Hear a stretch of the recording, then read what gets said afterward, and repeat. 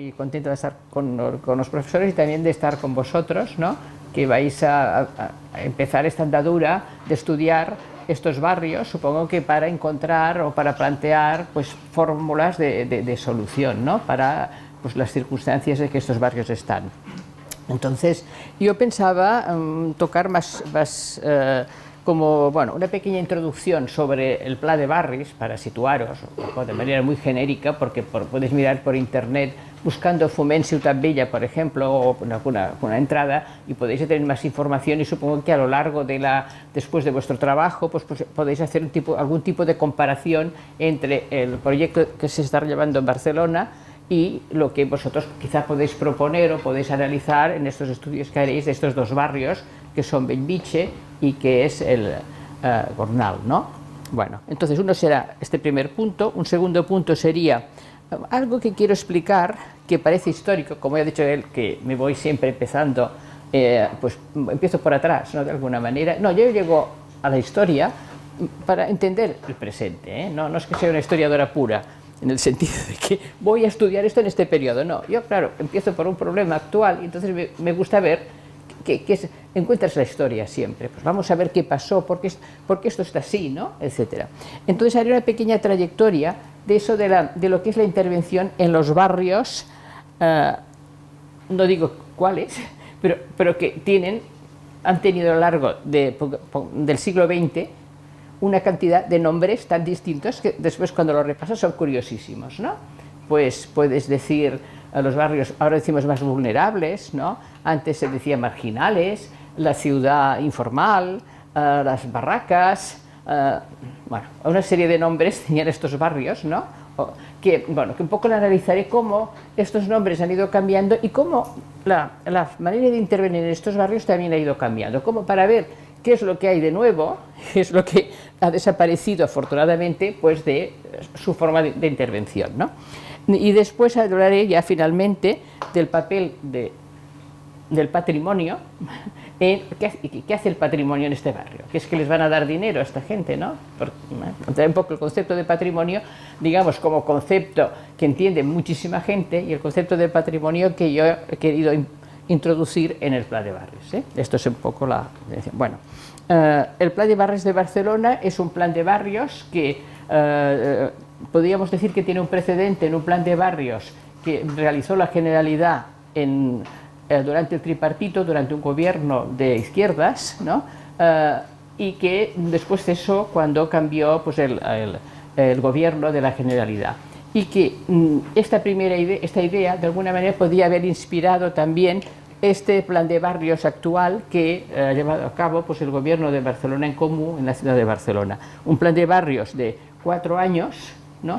En el que, si quieren, el objetivo es revertir, en palabras de ellos, revertir la desigualdad. El resultado es que, claro, cuando llega este nuevo gobierno municipal, se encuentra de que no es que los problemas habían aparecido entonces, son problemas que de alguna manera se arrastraban, pero que se habían minimizado o llegó un momento cuando se hacían las estadísticas de los diferentes barrios, pues parecía que no eran tan desequilibrados, pero a partir de la crisis de estos últimos años, ¿qué pasó?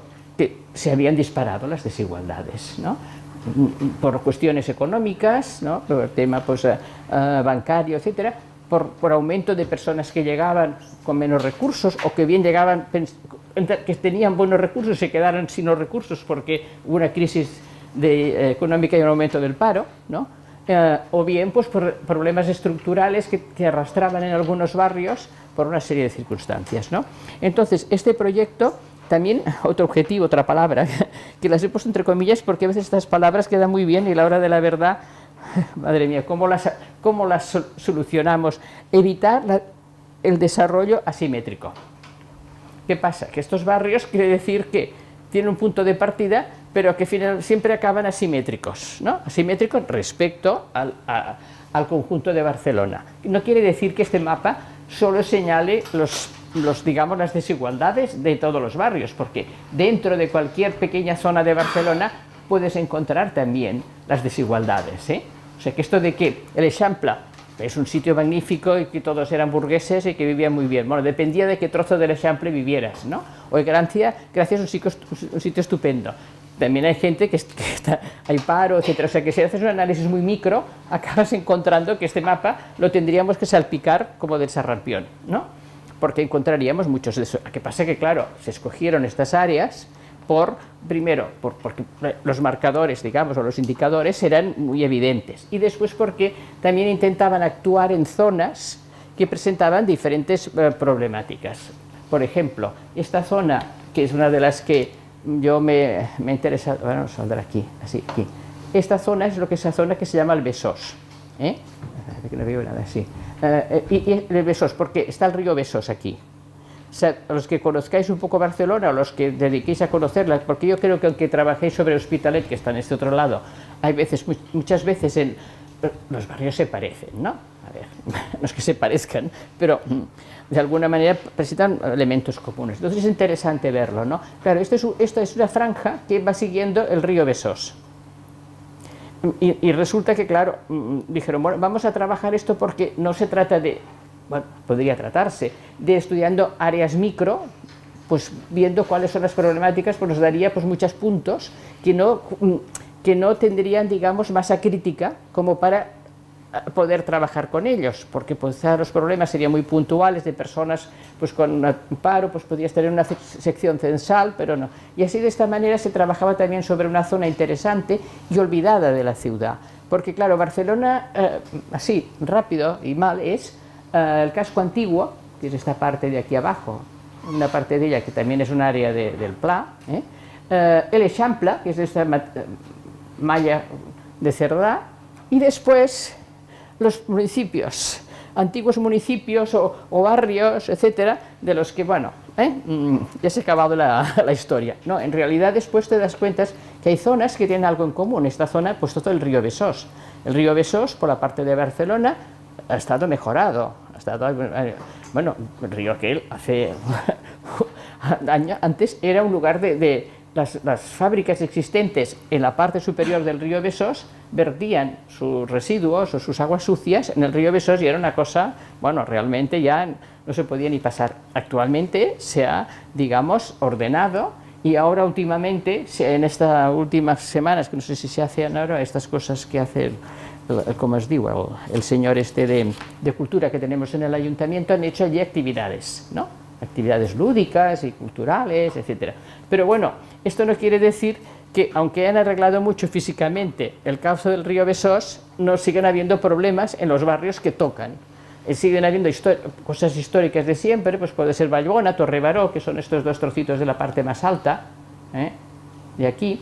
En los antiguos barrios que eran de vivienda, de casas baratas, que también se han ido arreglando, pero no sé qué, y después entramos en bueno, por una parte el barrio del Besós y después este barrio que toca un poco con la mina, ¿no? Y la zona del Fórum, que si habéis ido por allí, una vez se acaba la cosa bonita, el edificio de la Telefónica, siguen los de ingenieros que los han colocado allí descolgados, y ya ves que aquello no se acaba de arreglar, y no digamos el otro lado del río, pero como esta ciudad y este país tenemos dificultades para organizar, digamos, territorialmente el territorio, resulta que cuando se acaba Barcelona, el otro lado hace totalmente algo distinto, ¿no? Porque lo que son las instituciones metropolitanas, pues parece que no sabemos bien a qué se dedican. Bueno, yo es que, a ver, yo soy muy crítica, digo que si alguno que no se ofenda, pero bueno, es un poco así. Aparte del transporte, las basuras y no sé qué es otra cosa más, todo lo demás de la área metropolitana, cada uno va a su lado. Se hacen planes y planes y planes, pero no llegamos a nada. Bueno, otro caso sería el Pla de Barris, sería la Ciutat Vella. Claro, la Ciutat Vella habéis visto que últimamente, pues bueno, si no se le pasa nada, Ciutat Vella tiene muchos monumentos, está muy bien. No, resulta que hay partes de esta Ciutat Vella que, a pesar de las inversiones que se han ido haciendo, bueno, aquí también se han hecho muchos, ya sé, en la parte de la mina y así, estas inversiones, pues realmente todavía pues hay unos indicadores que indican que son barrios que además tienen no solamente deterioración de vivienda, paro, gente mayor sin recursos, sino que también tienen otros problemas de convivencia, porque claro, son tan centrales en los que, bueno, por una serie de circunstancias, pues claro, se ha convertido en refugio de actividades no muy así. O bien, el barrio de la Barceloneta no es que sea de los más, con indicadores más bajos, pero claro, el turismo está afectando mucho y después también las viviendas son muy antiguas, con muchos de estos agencias inmobiliarias que quieren estar allí, etcétera. Y después había otra parte, que es esta parte de aquí, que no sé si conocéis, que es lo que se llama la Marina de Sants, antiguamente se llamaba la Zona Franca, que está, digamos, tocando a la Gran Vía, hasta llegar al mar, ¿no? Se llama la Marina porque antes era la Marina, era la parte marina del antiguo municipio de Sants. ¿Qué pasa aquí? Aquí, bueno, aquí hay un problema de accesibilidad, ahora tienen la línea 9 finalmente, pero hay un problema de accesibilidad al centro, y después hay una parte nueva con bastantes edificios nuevos, pero también quedan zonas, especialmente en la parte más baja, cerca del cementerio, con viviendas históricas, con espacios sin edificar, con alguna... Y también aquí han aparecido indicadores de ese tipo. Y esto sería un trozo que también hay que vigilar porque entre el puerto y entre las ferias y tal, se lo quieren comer, ¿no? Y esto implica muchas veces, pues, presión sobre la población residente. Y finalmente ese trocito de aquí arriba que veis, esto no sé si lo ubicáis, pues esto sería lo que llaman los barrios de montaña. En Barcelona tenemos un problema. El mar, todo el mundo decía que no nos gustaba, que vivíamos de espaldas al mar. Era mentira, pero bueno, era un eslogan que hicieron en los años 60 y funcionó mucho, ¿no? Pero yo diría, tampoco sabemos qué hacer con los barrios de montaña. La prueba es que aquí entraríamos con el Carmelo, que es un barrio en el que se ha invertido bastante también, pero que todavía existe el conflicto entre lo que es la zona verde calificada por diferentes planes y lo que es las construcciones orgánicas, ciudad jardín, etcétera, que fueron construyéndose legalmente en un momento y legalmente después, pero que están ahora pues también, y esto ha hecho que al estar afectadas urbanísticamente, entonces muchas veces se depauperen estos barrios, porque la gente dice, hombre, no voy a hacer reformas, no sé qué, entonces al final dejan la casa, hay ocupaciones, bueno, se monta todo. Y después esta zona de Sant Genís dels Agudells, que no sé si alguno ha ido por allí, bueno, y después hay antiguas urbanizaciones en la zona esta del Valle de Hebrón, que no prosperaron porque, claro, con los planes posteriores, los años de 1950, se calificaron como zona verde. Y estos son los casos, Cal Notari, hay una serie de urbanizaciones que, bueno, en que la pequeña burguesía barcelonesa se compraba el terrenito para ir a pasar el domingo, ¿no? O no se decidía ir a vivir, que no sé cómo llegaba a trabajar, pero bueno, la gente andaba más. Y claro, todo eso se ha quedado como, pues bueno, como unos cul-de-sac, ¿no? Que vamos, ¿qué hacemos con ello? Y también se pensó intervenir en esta zona porque ya había habido un conflicto, por ejemplo, en Montjuïc, con una zona verde que logramos finalmente que no se integrara en Montjuïc, pero que de hecho ya se ve que tenemos dificultad, la propia dificultad que tenemos por el mismo Collserola, porque en Collserola, a ver, sí, todo está como muy controlado, pero ojo, de vez en cuando ves una casa de más, ¿no? O sea que también es otro problema que había en la ciudad y claro, y en esta zona de aquí pensad que había, claro, la gente se había construido no en la parte alta, muchas veces en la parte baja, con lo cual se queda ahogada, con si llueve pues inundación, muchas veces son pequeñas urbanizaciones que no tienen infraestructuras, claro, finalmente se quedan la gente mayor, bueno, etcétera. Era un poco el plan de barrio. El plan de barrio desarrolló diferentes ejes, hay un libro que escribí, que hicimos varios capítulos sobre qué opinábamos nosotros, la comisión de seguimiento. Se formó una serie de equipos muy bien, la verdad, de calidad, con personas seleccionadas de bastante calidad, etcétera, y después una comisión de seguimiento en la que yo estoy, digamos, con el tema del patrimonio. Pero habían diferentes temas. Pensad que un poco los ejes que habían era vivienda, espacio público, educación, salud, mejora de la actividad económica, todo dentro de un poco lo que podríamos decir es el gran reto que pone Barcelona en Comú, en que todo esto fuera de carácter comunitario, solidario, etc. No se trataba de poner el Corte Inglés, mira, y empleamos a los que no tienen empleo, ¿no? Sino de buscar pues, fórmulas cooperativas, ¿no? A partir de personas del barrio que pudieran optar a unas formas determinadas de trabajo, ¿no? Un poco era esto. Y era el grupo de mejora de la actividad económica, ¿no? Bien, esto pues hemos ido siguiéndolo. A ver, yo diría que con alguna serie de fallos que después también, que los explico ahora porque no tienen que ver con el patrimonio en el fondo. Y es que yo creo que hay varios temas que dejaron un poco al margen. A ver, resultado de eso que os he dicho, de que la historia de la intervención es una historia muy larga y los clichés o las fórmulas de intervención, pues es muy difícil cambiarlas del todo, dar una vuelta total a la manera de intervenir. Yo creo que, por ejemplo, le ha faltado un poco de trabajo más con la gente. Un objetivo era hablar con la gente, que la gente participara, pero han dejado en algún momento, por razones obvias seguramente, la coordinación con las entidades de barrio, como son la Federación de Asociaciones de Vecinos de Barcelona, que es una federación muy consolidada, ¿no? Yo os he traído un ejemplar de una revista que edita, que es El Carré, ¿no? Y que, bueno, agrupa todas las asociaciones de vecinos de Barcelona, lo cual ya podéis pensar que son bastante transversal, porque hay barrios de todo, ¿no? Pero esto ha faltado un poco, intentar conectar muchísimo más quizá con estas entidades, ¿no? Porque después también yo diría que en los aspectos culturales, es que antes hablábamos con una de vuestras profesoras de que, claro, en un país donde hay veces que forman un ministerio que se llama de Cultura y Deporte, pues ya podéis pensar que la cultura, a pesar de los grandes eventos, pues ya es una cosa que se entiende, ¿no?, más bien festiva, ¿no?, más que, digamos, de cultura. Y esto pues quizá pasa que también cuesta mucho de sacarlo, ¿no?, porque como el deporte es un elemento, bueno, creo que hasta ahora en el Museo de Historia van a dar una conferencia sobre el papel urbanístico y no sé qué más cosas de los clubes de fútbol como elementos.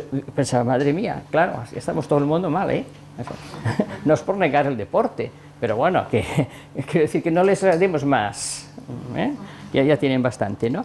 Y otro aspecto que yo creo que se tocó muy poco, y ese también me parece muy importante, es el aspecto de formación. Claro, uno de los ejes es educación, pero es que, claro, la educación, por limitaciones de atribuciones a los ayuntamientos, es la educación primaria.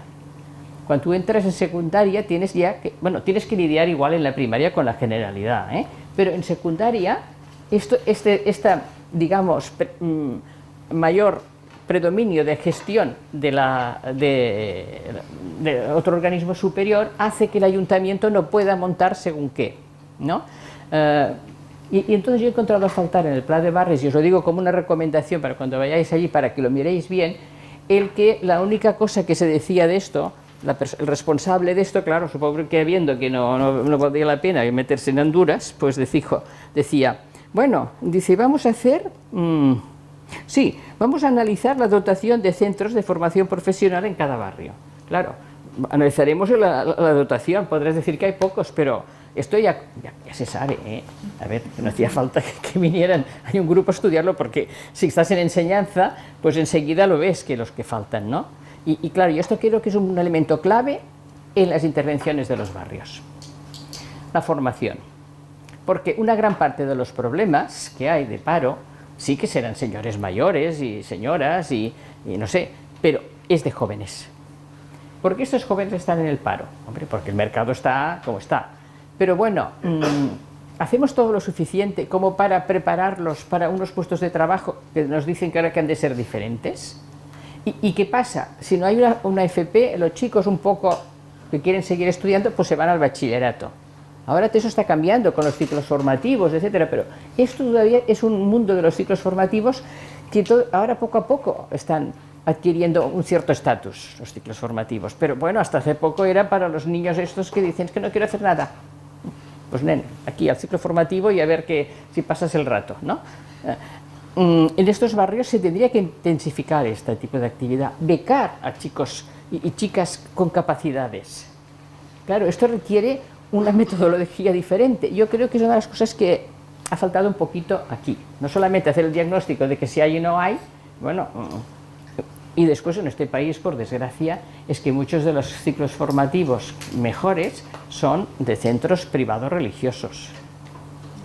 Aquí, los ciclos formativos buenos, pues vas a los jesuitas del Clot, te vas a los salesianos de Sarriá, ¿no? Y a los de La Salle y muchos y más, claro. Aquí tiene que hacer la institución pública un esfuerzo en este sentido en estos barrios, porque una gran parte de los problemas de paro es de gente joven. Esto me parece muy importante. Igualmente como el paro, a ver cómo solucionamos el paro de estos chicos, ¿no? Claro, el ayuntamiento tiene una Barcelona Activa que promueve el empleo y que promueve todas esas cosas, pero bueno, yo que he asistido a reuniones veo que es uno de los temas que, bueno, y ahora que lo puedo decir en confianza, hubo durante un momento un representante de una institución, que puede ser discutible, pero bueno, al menos venía y planteaba este problema, pero no sé por qué dejó de venir. Supongo que vio que tampoco este era un camino, porque ya le digo, el ayuntamiento no tiene todas las atribuciones, ¿eh? Eso también es otro problema, pero bueno, es cuestión también de protestar y ponerlo de relieve, ¿no? Y, bueno, esto sería un poco también, y también un poco en el tema, claro, esta economía solidaria, esta economía tan colectivista, tan cooperativista, que yo, vaya, estoy encantada, porque yo tenía un abuelo que era cooperativista y de una cooperativa de fabricar ladrillos, ¿eh? O sea que soy de familia cooperativista. Pero, claro, ojo con esto, una cooperativa cuesta montarla, hay que tener gente preparada con ganas, y eso también requiere un poco de enseñarles algunas cosas, y quizá contactar con los grupos que han tenido un cierto éxito que hay en Barcelona en estos momentos, como la Ciudad Invisible, por ejemplo, hago propaganda ahora, pues daría un poco más sí, un poco, que a veces, claro, que cuando institucionalizas mucho digamos, un programa, claro, entonces estos otros niveles que funcionan, digamos, más de base, a veces no se acaban de encajar unos con los otros, ¿eh? Bueno, esto sería la primera cosa que yo... Uy, he pasado mucho tiempo. Bueno, a ver, entonces, el otro tema que yo quería hablar, que era cómo se ha intervenido. Bueno, lo voy a hacerlo rápido. Bueno, ¿por qué digo esto? Porque a veces cuando ya vas a los barrios te da un poco la sensación de déjà vu, ¿no? Esto ya lo habíamos visto antes de hacer, ¿no? A ver, evidentemente han cambiado mucho las metodologías, la manera de intervenir. Lo que ha cambiado mucho más, diría yo, es la manera de analizar. Antes, como no habían estadísticas ni había ordenadores, pues tú ibas y contabas las fichitas, hacías unas fichas, ¿eh? Yo soy de las primeras personas que utilicé el ordenador que pusieron en la universidad, que tenías que, digamos, codificar cada elemento del que tú querías analizar. Y después se pasaban unas fichas perforadas, las fichas perforadas se ponían en una máquina que ocupaba todo este espacio y salían una especie de papeles plegados, ¿no? Con unas estadísticas mínimas, porque claro, los programas que habían eran bastante limitados. Claro, ahora mismo puedes tener estadísticas de todo lado, de las nacionalidades, los que no han nacido, los que tienen nacionalidad pero nacieron en otro sitio, los niños de 3 años que no sé qué, los niños de 4 años no sé qué, ¿no? Bueno, ahora hablando de esto de niños me ha venido una cosa. Por ejemplo, en el tema de educación yo he visto que hay una gran preocupación, que es más bien una preocupación más casi, bueno, de asistencia, que una preocupación educativa. ¿Por qué? Porque claro, en estos barrios, como hay paro, como hay familias desestructuradas, claro, es importante dar de comer a todos los niños. Claro, entonces a veces piensas, hombre, sí, esto es básico, esto se ha de hacer. Hemos de aumentar claro, una de las cosas que parecían en las reuniones era, vamos a aumentar el número de becas comedor. Claro, es que esto ya sé que es importante, no os penséis que pensaba que los niños es igual que pasen hambre, no. Pero, ¿y qué hacemos con los otros que tampoco deben comer mucho, que tienen 15, 16 años por allí paseándose? Es que estos, ¿qué? ¿Les dan de comer a estos, sus padres no les dan al niño? Yo creo que no comen, ninguno de los dos comen bien, ¿no? Claro, entonces era un poco esto que os decía, ya me ha salido ahora con la cosa de los niños. Bueno, entonces, el tema es que en la cosa, esto sería una cosa, cuando lees esto, es que casi dices, bueno, los comedores de los niños, pues sí, antes había monjas que había comedores, ¿no? Ahora también hay monjas que dan de comer, porque, bueno, pero bueno, entonces era muchísimo, ahora las monjas han cambiado, bueno, relativamente, bueno, al menos tienen otro modelo, dan así. Claro, estos barrios a los que os he dicho que se le han dado nombres tan diversos como lo que queréis que la yo me pasé un día que no sé si he perdido el papel, que decía de los tipos de barrios que parecían. Bueno, hay una nomenclatura, ya os he dicho alguna, ¿no? Pues las villas miseria en algunos países, pues las barracas, las bidonvilles, las ascoreas, los barrios de barracas, los polígonos, como llamaba el barraquismo vertical en alguna época. Esto ha hizo de una nomenclatura que estaría bien que alguien hiciera un diccionario, ¿no? De cómo se han llamado estos barrios, ¿no?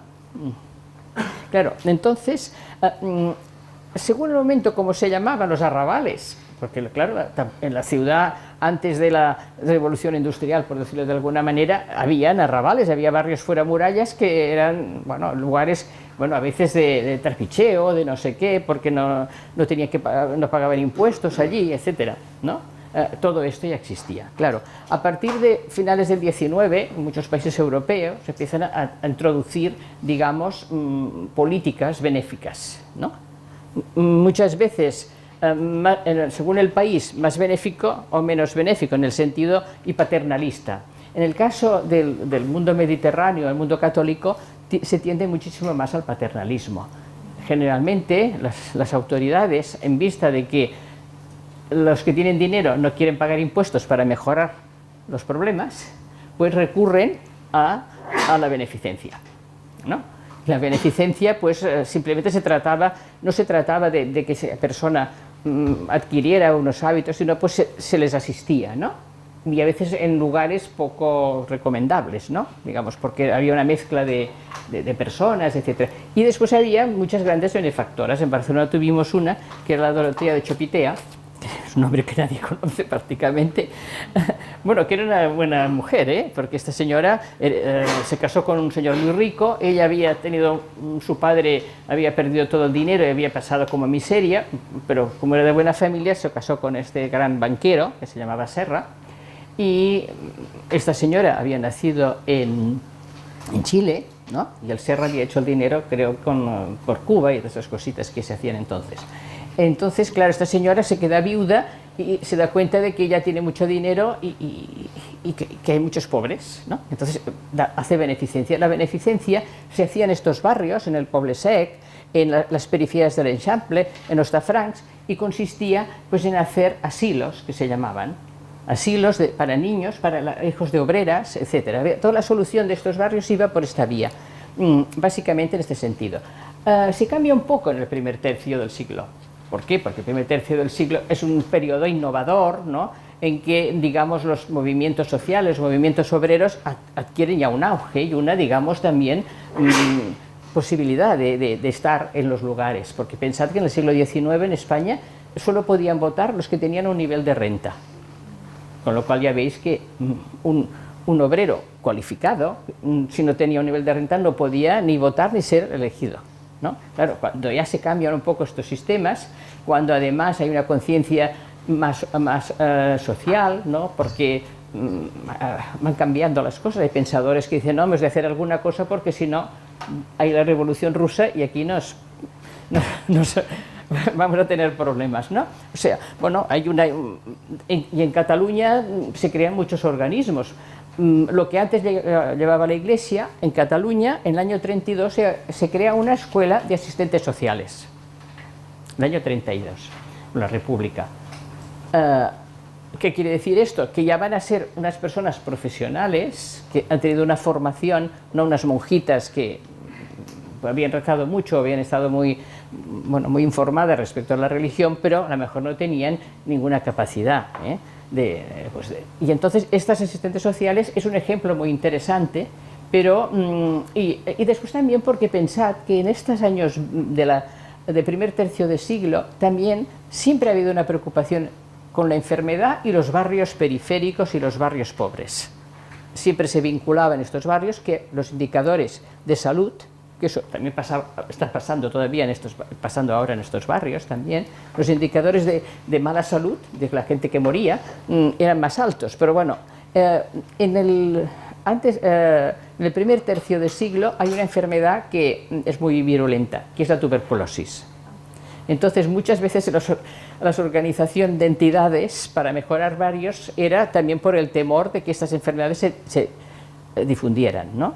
Hay una tesis de una chica que se llama Miralles, como vuestra directora de departamento, que lo hizo sobre la asistencia sanitaria, y entonces, claro, enseguida siempre culpabilizaban de que la gente que estaba enferma es que vivía mal o que comía mal, ¿no? No es que mejor es que tenía poco trabajo, le pagaban poco, ¿no?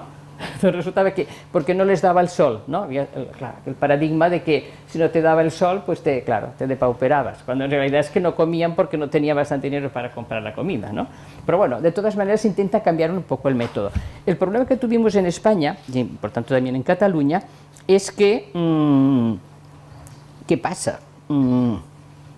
Que con el franquismo volvemos al paternalismo. Sí, porque todos los esfuerzos por crear, por ejemplo, espacios de formación para personas que van a hacer trabajo social, se cierra. Y esto pasa a la sección femenina, institución magnífica de señoritas falangistas que montan el auxilio social, que es para dar de comer a los niños. Siempre eso de dar de comer a los niños es muy sensiblero. Ahora estos pobres chicos que nos llegan también dicen, no, es que les dan mal de comer. Digo, oiga, a ver, claro, esto parece que llega mucho a la gente, ¿no? Que los menores no coman, que es verdad, no es que sea niño, no. Pero bueno, que a veces se utiliza este argumento como parece que con esto ya solucionamos el tema, ¿no? Bueno, entonces, claro, ahí está este auxilio social que además difunde la ideología pues, del nacionalcatolicismo, incluso en competencia con las órdenes religiosas, porque tenían más poder, digamos, que las órdenes religiosas, que sí hacían, pero bueno, en todo caso las tenían más como a las que daban más dinero eran a las órdenes, digamos, controladoras y represoras. No sé si visteis el otro día, los que seáis de aquí, un reportaje bastante, bueno, no estaba muy bien hecho, de estos centros que organizaron durante el franquismo, que era para atención a la mujer. Eso quería, ahora lo veremos así, pensaréis que habían, pues, a ver, información sobre anticonceptivos. No, esto era para las chicas consideradas descarriadas, o que habían quedado embarazadas, o que la familia ya no sabía qué hacer con ellas porque eran bastante de vida, sí, ligera. Era dramático aquello, pero bueno, esto era otro elemento que se vinculaba muchas veces con el robo de niños, que habéis leído todos. Bueno, esto fue realmente un desastre. Solo hasta 1950 y pico, cuando la democracia cristiana, digamos, margina a estos grupos tan ultraconservadores, nacional catolicistas, que una parte de la Iglesia intenta crear un espacio de formación de profesionales, que es el ICEBS, el Instituto Católico de Estudios Sociales de Barcelona, que será el embrión de las actuales escuelas de trabajo social, de las que tenemos varios ejemplos. Claro, ¿qué pasa? Allí el modelo es el modelo francés, y entonces ya cambiamos la terminología, se habla de suburbio. Estos señores, cuando ya han organizado todo aquello, hacen una semana del suburbio y contabilizan lo que es el suburbio de Barcelona, palabra que quiere decir lo que está suburbano, lo que no es urbano, lo suburbano, lo que está en la periferia, ¿no? Y, bueno, hay unos mapas, de estos del suburbio, que por desgracia algunos coincidirían en algún momento, pero, bueno. Entonces, claro, ¿cuándo se empieza a cambiar todo esto? Yo creo que también se empieza a cambiar cuando hay un cambio, digamos, científico de alguna manera, porque cuando entramos con una geografía crítica, con una economía crítica, ¿no? Con una geografía radical, los que seáis de la geografía ya sabréis un poco, ¿no? Se ve el problema desde otra manera, bueno, en definitiva, las desigualdades no son que estos señores pues pobres estén enfermos, están parados, es que claro, sino es un problema resultado del sistema económico, ¿no? Entonces es cuando se empieza un poco a poner en cuestión el problema de estos barrios es un problema de desigualdades, pero debido al sistema económico. Por lo tanto, tendríamos que arreglar el sistema económico, hacer unas leyes más favorables para controlar el capital, ¿no?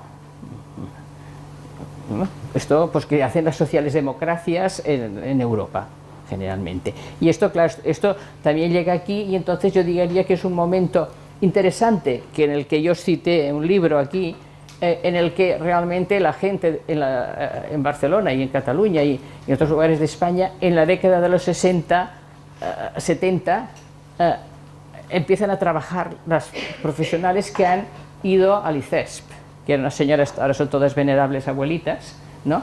Y que empiezan a ir a los barrios, pero no ya con la idea del nacional catolicismo, ni con la idea totalmente de la redención de los pobres, que es lo que predominaba entre las órdenes religiosas, ¿no? Sino que a verlo de otra manera. También unas cuantas monjas se salen de monjas porque se dan cuenta cuando las envían a estos barrios que bueno, ¿qué hacen allí?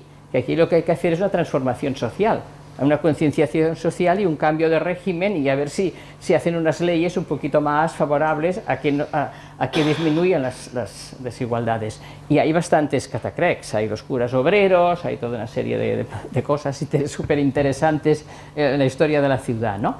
Y esto junto con la aparición de una geografía más radical, más comprometida, los mismos geógrafos empezamos a meternos en los barrios, ¿no? Incluso los arquitectos, ¿no? Los economistas, ¿no? Hacen la economía crítica, una perspectiva catalana, un libro muy interesante, ¿no? Entonces, claro, esto empieza a cambiar.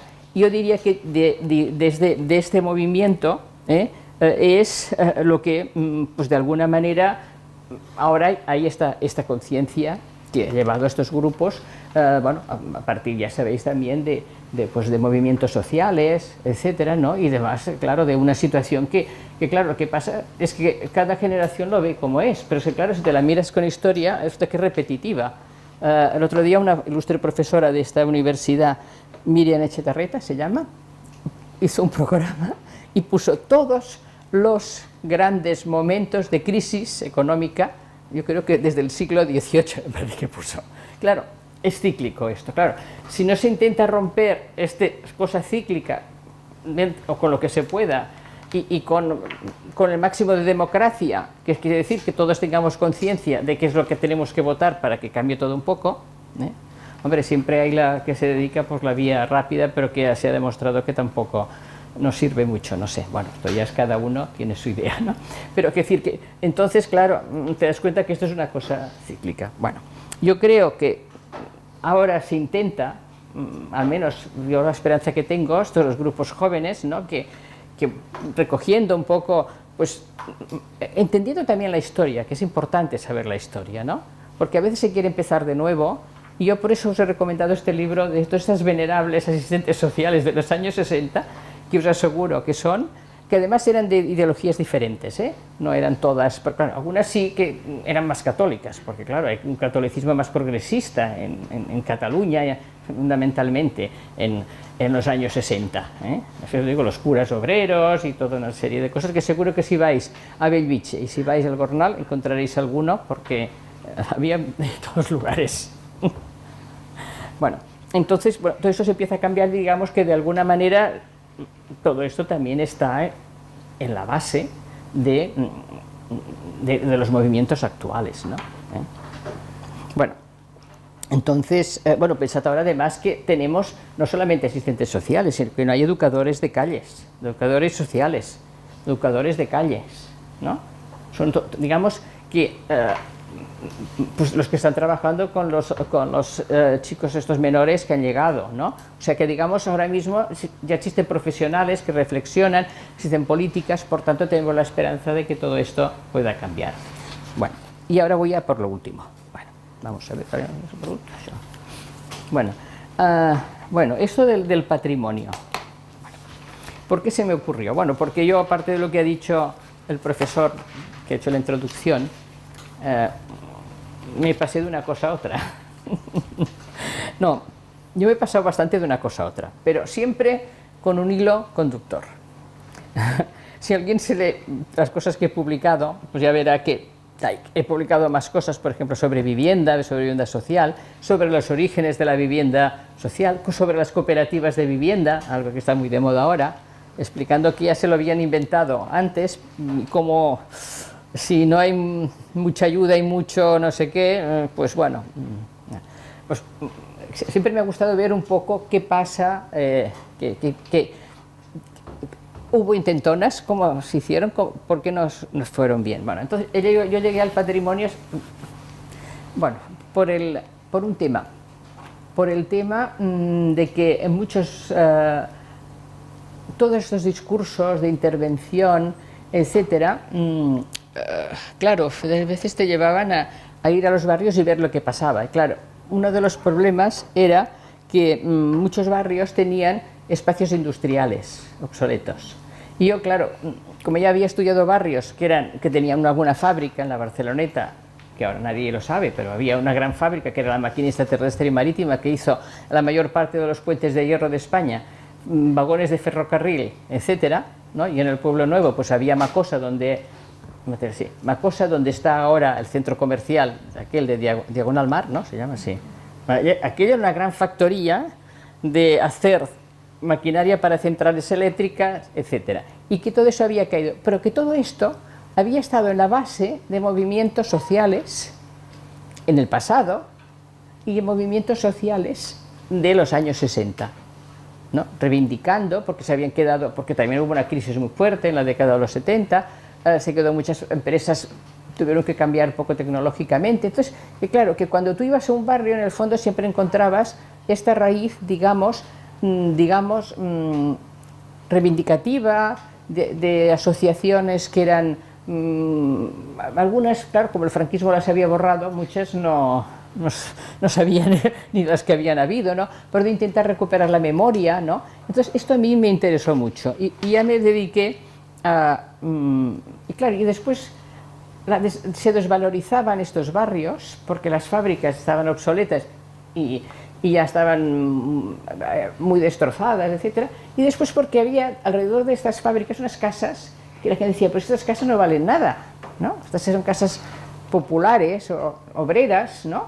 Y esto no sirve para nada, aquí hay que hacer un edificio nuevo, ¿no? Hubo este afán de, a partir básicamente de las Olimpiadas, con todos los respetos del pobre Maragall, ¿no? Y entonces que todo eso se iba destruyendo. Entonces, ¿por qué se destruye todo esto? ¿No? Te hace reflexionar, ¿no?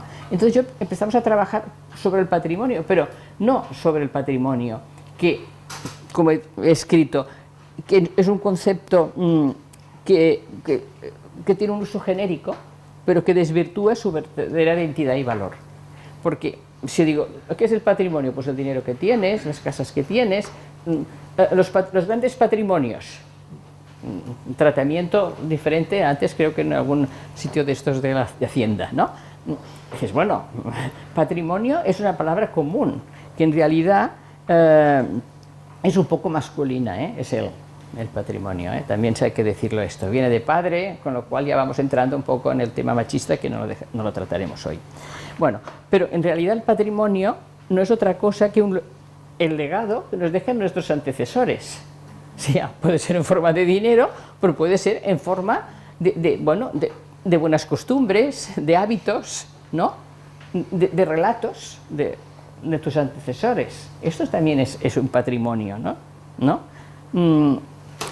Y es aquello que de alguna manera nos muestra nuestros orígenes, este patrimonio. Pero claro, ya estamos entrando en un concepto inmaterial, digamos, ¿no? De patrimonio, que es de alguna manera lo más interesante. Entonces, claro, nosotros empezamos a ver el patrimonio de estos barrios, que muchas veces no solamente eran los históricos, sino también era, por ejemplo, Nou Barris. Allí había habido la Harry Walker, hizo huelgas por un tubo. Hubo una planta asfáltica, ¿no? Te das cuenta de que, bueno, que incluso muchos polígonos que se habían creado también eran polígonos relacionados con una población obrera, básicamente, ¿no? Cuando ibas al barrio analizabas y podías que Bellviche pues había mucha gente que, bueno, en Nou Barris, yo hice un trabajo sobre la Trinidad muy bonito, de los más bonitos que he hecho yo, porque os aseguro que era para hacer una película que el libro. No, el libro me lo escribí muy convencional, pero lo que yo leí para el libro, ¿no? Allí, ¿qué tenías? La gente que estaba en Nou Barris, en la Trinidad, estas personas se iban a trabajar muchas veces a la SEAT. ¿Y sabéis cómo iban? Pues iban, bajaban andandito hasta la plaza, el metro de Fabra y Puig. Metro de Fabra y Puig hacia Plaza España. Y entonces allí un autobús de la SEAT delante de lo que ahora es el Centro Comercial de las Arenas los llevaba a la Zona Franca. O si no, algunos iban donde está el Centro Comercial de la Maquinista, andandito, hasta allí. O sea que claro, que realmente eso del... Y claro, entonces ya el eslogan que bueno, yo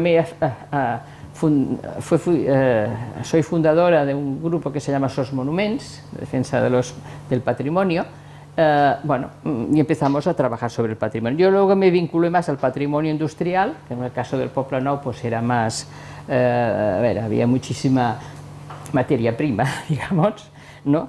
Y pues, entonces, claro, ¿qué parece? Pues que de poco a poco, al mismo tiempo, la gente dedicada al patrimonio, que básicamente era un concepto, aparte del monetario, ¿no? Era un concepto muy relacionado con el valor artístico y arquitectónico de los edificios, y de hecho todavía hoy el Departamento de Patrimonio del Ayuntamiento de Barcelona está vinculado con urbanismo y condicionado por el urbanismo, porque el urbanismo dice qué es lo que se puede hacer o no se puede hacer en un sitio, y el patrimonio artístico y arquitectónico tiene un catálogo que resultaba que por intereses inmobiliarios generalmente y por falta de recursos de la administración pues no se tocaba. ¿Y qué pasaba? Que pues tú podías tener un edificio muy significativo que te lo tiraban porque como no lo habían catalogado, pues no lo tirabas, claro. En el caso del patrimonio industrial prácticamente no habían catalogado nada. Entonces yo me interesó mucho porque, claro, con el patrimonio industrial entrabas a una transversalidad. La gente creía que nosotros íbamos a defender el patrimonio industrial porque el edificio nos gustaba mucho y que era muy importante. Que era, bueno, si tú decías que aquel edificio lo había hecho un arquitecto ilustre de la ciudad, oye, entonces todo el mundo, hombre, si es de tal fulanito, pues bueno, entonces vamos a mirar. Si no, al pobre señor no le había nadie encontrado la paternidad, pues bueno, ya habíamos que buscar la paternidad, ¿no? Entonces empezamos a ver que sí, que esto era importante, pero cuando llegabas a alguna de estas fábricas que en el Pueblo Nuevo todavía estaba en actividad, te encontrabas con unos señores que tenían una profesión, que tenían un pequeño negocio, que tenían un oficio, que tenían unos saberes. O sea que eso del patrimonio industrial nos llevaba a los saberes, nos llevaba a la formación, nos llevaba a eso que os decía yo, a la formación. Estos señores se habían formado, cuando rascabas, unos eran ingenieros, otros ingenieros técnicos, otros habían estudiado en la escuela industrial, otros se habían formado en las escuelas de aprendices de la SEAT, de la ATRA, o sea, que había la gente, no era el obrero, no era un señor de este que no sabía nada o que inculto, sino que eran personas que tenían oficio, tenían ciertas capacidades técnicas. Entonces empezabas a ver que esto no se podía tirar, no se podía perder esta historia, ¿no? Estos elementos. Y bueno, y a partir de aquí fuimos de alguna manera pues trabajando y pensad que también por otra parte la cronología del patrimonio también era muy corta. Cuando yo tenía, pues en los años 60, bueno, el modernismo se tiraba. Uf.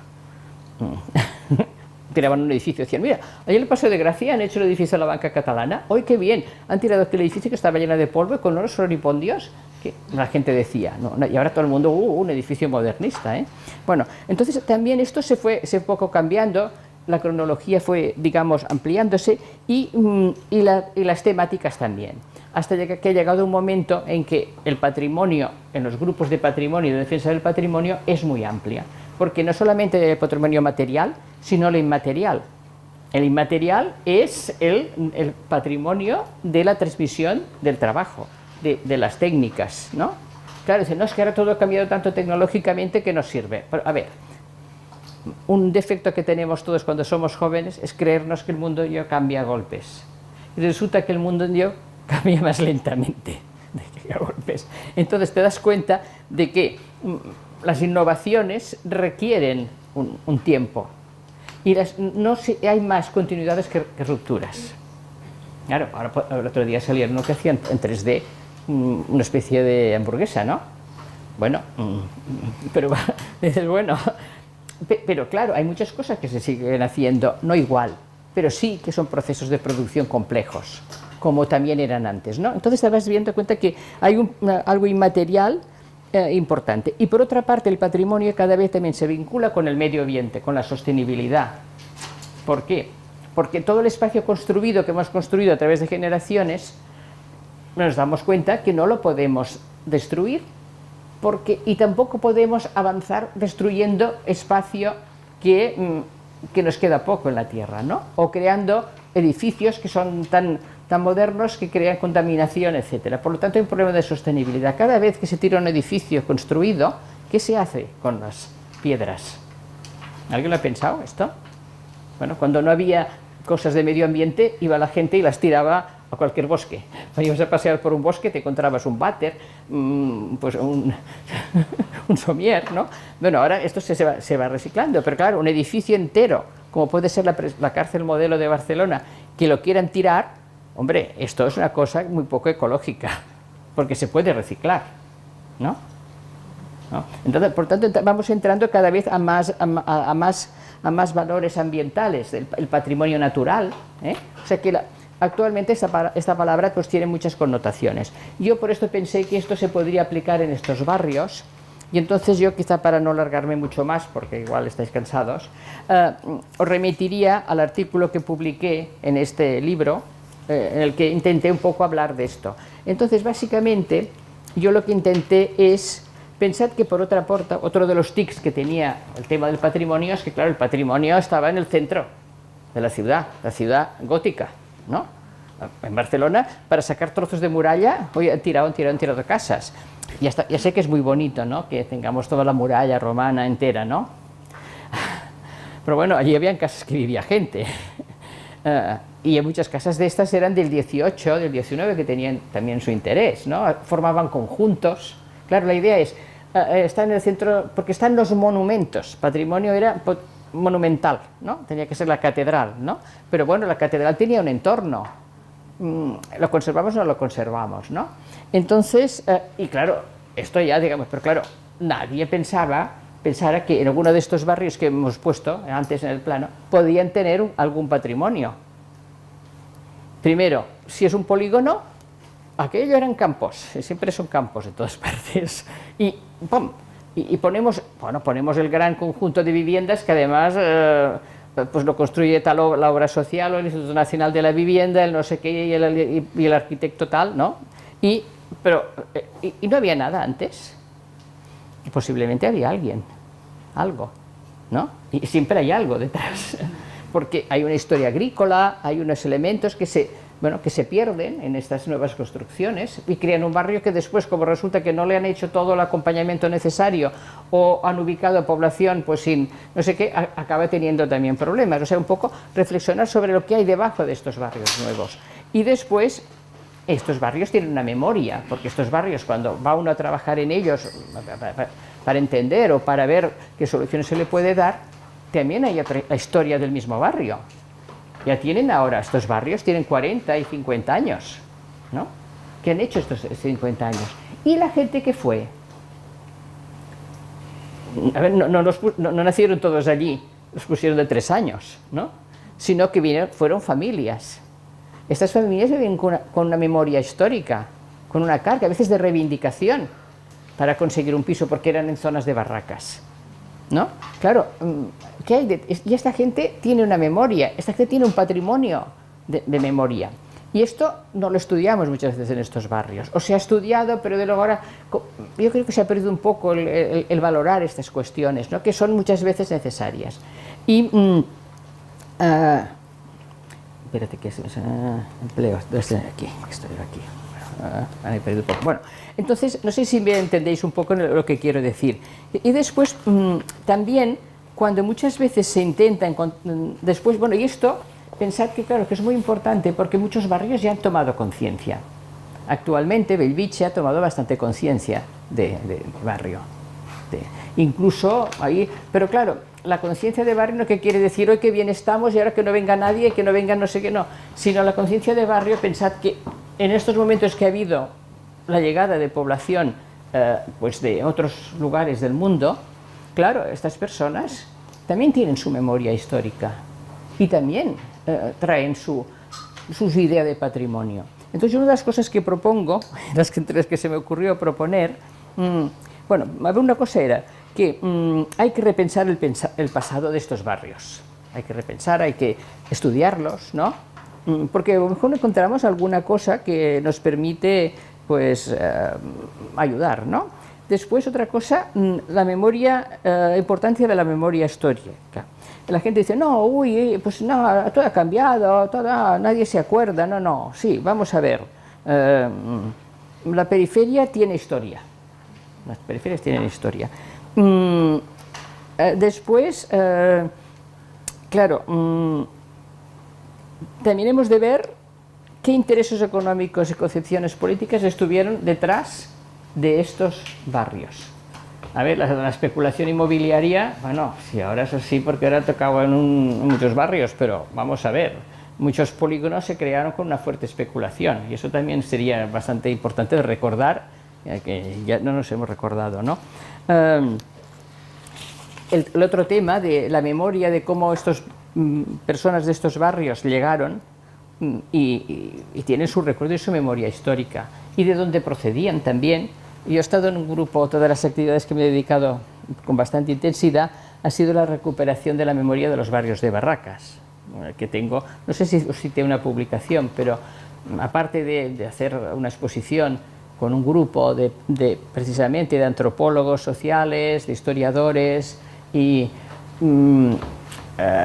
algunos de ellos trabajando ahora en el plan de barrios precisamente, pues entonces recuperamos esta memoria porque se había considerado que era una cosa marginal. Estos señores pues llegaban allí, se ponían un rincón allí, que se hacían la casa y no sé qué, y eran, ¿no? Y después en realidad cuando estas personas te explicaban su historia, aparte de que muchos habían huido del franquismo en sus lugares de origen, porque claro, las zonas que eran republicanas y después, claro, cuando se acaba la guerra, pues son muy, digamos, controladas y hay muchísimas detenciones y muchas faltas de trabajo y muchas cosas, ¿no? Que después esta gente no te lo explica el primer día, te lo explica al cabo de varios días, ¿no? Por eso también os advierto que si vais a hacer encuestas, pensad que el primer día hay una cosa en ciencias sociales que yo aprendí, cómo la gente... estos barrios tienen unas connotaciones, entonces la gente asume la historia que mejor relata a alguien. Entonces ellos siempre tienden a hacer un relato como más neutral, ¿no? Cuando pasa el tiempo y preguntas porque te han dicho cosas contradictorias, ves la realidad. Yo siempre he dicho que esto es lo más difícil, de las entrevistas, ¿no? Bueno, entonces eso también me parece importante. Entonces otra cosa que me parecía muy importante, bueno, que también que esta memoria histórica de los barrios se ha de conectar con estas iniciativas que hay en los barrios. Hombre, en los barrios siempre hay unos señores muy eruditos que les gusta mucho lo antiguo, ¿no? Pero bueno, aprovechemos de lo que es útil para lo que nosotros veamos que se puede aplicar. Y si nos da mucho por cosas así, digamos, muy folclóricas, pues bueno, hay que también saber un poquito, también tratar, ¿no? Y porque hay centros que son magníficos, ¿eh? Por ejemplo, el Archivo Histórico del Poble Nou le tendrían que dar una medalla, porque, bueno, ya le dieron creo, porque, bueno, hace una tarea de memoria histórica fuertísima, de reivindicación, etcétera, que son importantes, y así pues también otras entidades como en Roquetas y en el mismo Hospitalet pues hay movimientos de este tipo, ¿no? Y esto es muy importante. Y esto es lo que falla también, eso de la cultura, ¿no? Porque, claro, estas cosas como parece que son un poco así de gente de la cultureta o así, pues no, pero bueno, hay que saber buscar lo que esta gente recoge mucha información y esto siempre es útil, ¿no? Y entonces otro elemento importante sería, bueno, cómo lograremos tener un relato, a lo mejor un nuevo relato de estos barrios. Pero este nuevo relato, claro, va a convenir pues, según a quien entrevistes, pero claro, no vas a entrevistar a los que vinieron de otros países, porque o por la lengua, o por las dificultades, no sabes cuál es su relato, ni su relato de llegada, su relato de sentirse allí, y cómo quizá lo que no hemos de hacer es mostrar nuestro patrimonio, lo que nosotros consideramos que es patrimonio, porque al final haremos una consideración, digamos, nuestra. Al final, por mucha ampliación de la temática, nuevas metodologías, nuevos conceptos de patrimonio, etcétera, acabaremos, pues por desgracia, muchas veces se tiende, ¿no?, a hacer tu relato, ¿no? Pero pensamos si estas personas, una parte de este relato es común. Una cosa que nos maravilló mucho de la exposición de las barracas es darnos cuenta cuando nos pidieron, oye, ¿por qué no hacéis una comparación internacional? Alguno dirá, hombre, el franquismo, esto era del franquismo, hacían las barracas de la época franquista aquí, ¿cómo vamos a compararlo? Bueno, es que hasta a mí se me había olvidado, que después cuando ya empezamos a buscar materiales, resultaba que en París, los alrededores de París, en la misma época de aquí había unas barracas, allí había unas barracas, pero bueno, más a lo grande casi, porque en Barcelona la característica de las barracas es que realmente era bastante, bueno, había unos núcleos y tal, pero era bastante dispersa. Allí había unos núcleos, Nanterre. Entonces tenemos un vídeo que está colgado, si no habéis ido al Turó de la Rovira, en que veréis esto en los años 50. Claro, también ellos tuvieron población francesa argelina que llegaba, argelinos que llegaban, portugueses, españoles, catalanes también, yendo a trabajar en un momento en que había falta de vivienda, etcétera. Claro, porque una gran parte del problema de las barracas de Barcelona es que había falta de vivienda, en parte porque no se construía, porque no había muchos medios, y en parte porque una gran parte de los propietarios de viviendas muchas veces no querían alquilarlo a población que no era solvente. O bien también pedían traspasos. Es toda una historia muy interesante que tampoco se ha trabajado mucho. Bueno, entonces vimos que, claro, a lo mejor estos señores que vienen de América Latina, a ver, también tienen un relato parecido, ¿no? ¿Por qué no hacemos un relato compartido? En un lugar pues será por una razón política, otro lugar será por otra razón, ¿no? Y quizá esto podría dar un relato nuevo, porque claro, si queremos ser realmente ciudad de acogida o Cataluña de acogida, hemos de saber acoger, y saber acoger también quiere decir compartir, ¿no? Hacer relatos compartidos, ¿no? Relatos en que te des cuenta que pues también fenómenos pasaron allí. Bueno, otra cosa que nos impresionó mucho fue Estados Unidos con la crisis del 29. Allí barracas no hacían muchas, pero hacían furgonetas de estas, mal viviendo en especie de esos camiones transformados en vivienda. Y después lo que era más impresionante, y por eso os lo digo, cuando el año 60, cuando se retiran las colonias de muchos países coloniales, entonces se crean problemas fuertes de vivienda, porque hay mucha migración hacia la ciudad, y tendrías que ver ciudades indias llenas de barracas, ¿no?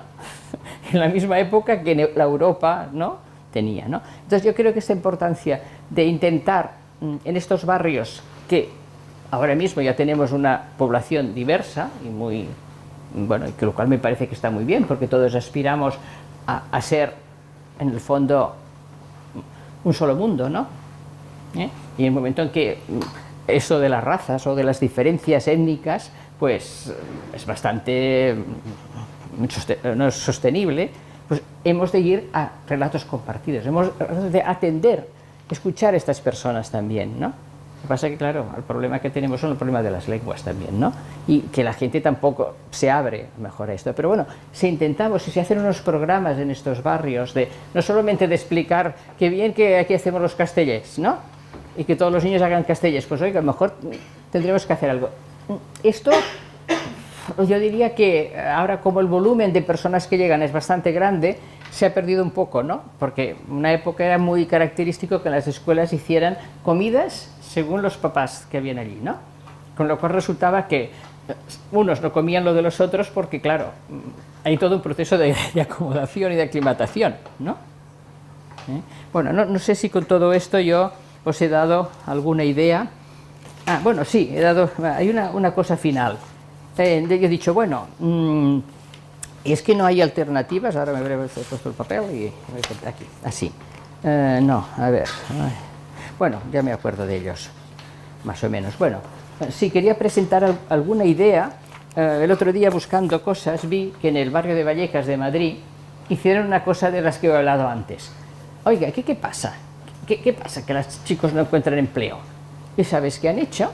La Universidad Politécnica ha puesto allí los ciclos formativos, pasando por encima de todas las melés de Consejo de Universidades y no sé qué. Que vamos a hacer crear aquí unos ciclos formativos en que vendrán. Esto era algo que ya se había hecho en algún momento de los años 60, ¿no? Y después también os quería hablar del caso de Horta, que los vecinos han logrado hacer. Bueno, Horta no es que sea uno de los barrios con más problemas, pero bueno, tenían allí una presión inmobiliaria muy fuerte de destrucción de espacios, que uno dirá, bueno, o se hacían más viviendas, porque es igual, les quitaban el jardín. Bueno, es que un barrio que tenía casas con jardín, a ver, esto desde el punto de vista ambiental es bueno. Y dice, no, es que estos son para gente que tiene dinero. Dices, oiga, pero es que, bueno, pues controlen, háganles pagar más impuestos si son tan ricos, es igual, ¿no? Pero tú no destruyas y haces un mazacote de aquel barrio, ¿no? Es como, claro, alguno que diría, mira, con el espacio que hay, que hagan muchas viviendas que serán más baratas, que esto es la gran explicación de cuántas viviendas se hacen más baratas son. Bueno, esto ya sabéis que es mentira, ¿no? Bueno, entonces esto me parece que han hecho ellos. Podéis mirar unas señalizaciones, que yo creo que es una cosa que faltaría, por ejemplo, en el Pla de Barris, ¿no? Es decir, bueno, mira qué referentes, en este lugar se celebró este acto pidiendo, pues qué sé yo, que se construyera las viviendas, o se construyera el colegio, etcétera. Este tipo de cosas que darían también a la gente una memoria, ¿no?, fuerte de lo que ellos podían hacer, ¿no? Después también yo diría que yo conozco otro proyecto limitado, pero bueno, que es útil, que es la CONFAC, la Confederación de Asociaciones de Vecinos de Cataluña, que es otra entidad que aglutina básicamente fuera de Barcelona y básicamente muchos polígonos de viviendas. Y ellos también trabajan en Barcelona y tienen dos programas en Ciudad Meridiana. Uno desde de puerta a puerta, que llaman, y es que son unas personas que se les forma para que vayan puerta a puerta a ver las condiciones de habitabilidad, para detectar familias que viven pues con instalaciones defectuosas, personas mayores solas. Y tiene otro programa que salió, me parece, en el periódico, que era de acompañamiento a los chicos con de altas posibilidades, digamos, para poder estudiar, pero que no seguían estudiando por razones económicas. Porque, claro, si era espabilado seguro que encontraba trabajo y podía ayudar a la familia, ¿no? Estas personas se detectan a través de los centros educativos y se les hace un seguimiento, un acompañamiento, no se les da una beca, mira, te doy la beca y ya vas fent. No, sino que hay unos profesores precisamente de vuestra universidad autónoma que hacen un seguimiento, o sea, periódicamente se reúnen con ellos, siguen su proceso de entrada en la universidad, porque muchas veces lo que pasa es que mucha gente no hace una cosa porque no tiene un hábito de ir a otros lugares.